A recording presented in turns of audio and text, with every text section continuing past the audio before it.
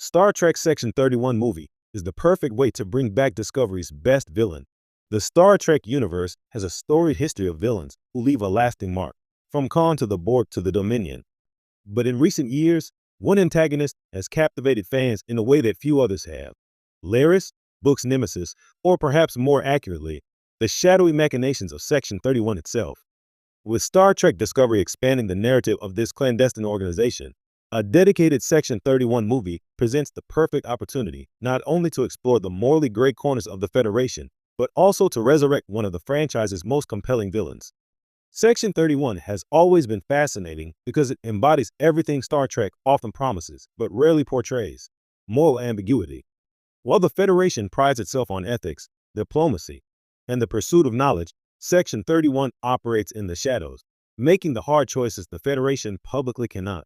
It's a dark mirror of Starfleet's idealism, a reminder that even in the utopian future of the 23rd and 24th centuries, pragmatism sometimes demands compromise. Discovery's portrayal of Section 31, particularly through characters like Ash Tyler's altered persona and the enigmatic Laris, brought this shadowy organization to life with nuance, showing viewers that villainy isn't always about domination. It can be about necessity, fear, and the willingness to cross lines others won't. A Section 31 focused movie could leverage this depth.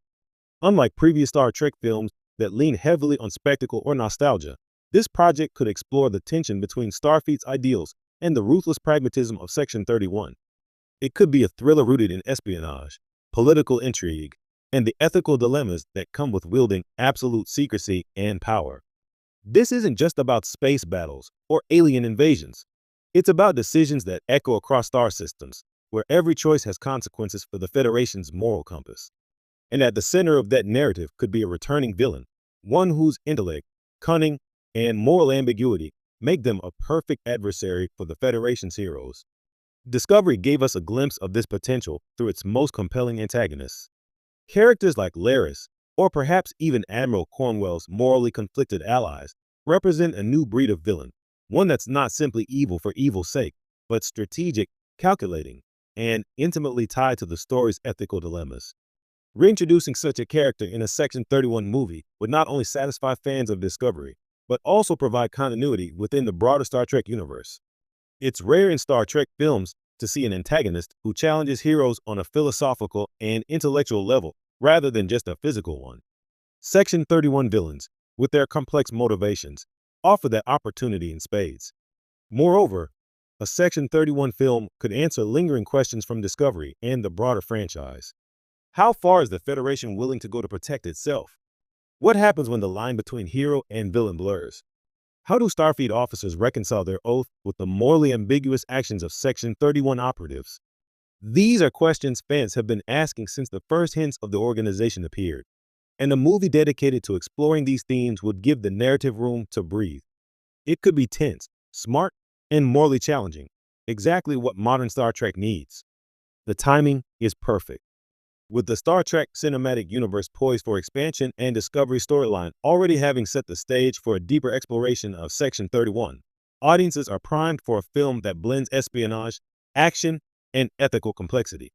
This isn't about retreading old territory.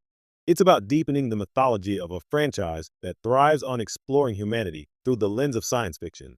And the best way to do that is to bring back a villain who embodies the stakes, the cunning, and the moral challenges of the series. A character who forces our heroes to question not only their opponents but themselves.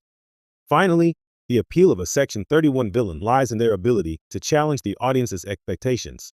Star Trek has always been aspirational, often showing us what humanity could become at its best. But villains like those from Section 31 remind us that progress is messy, ideals are fragile, and power is often wielded in shades of gray. A film centered on this organization could reintroduce fans to a familiar yet evolved adversary, one who is every bit as intellectually formidable as they are morally complex. In doing so, Star Trek wouldn't just give us a thrilling story.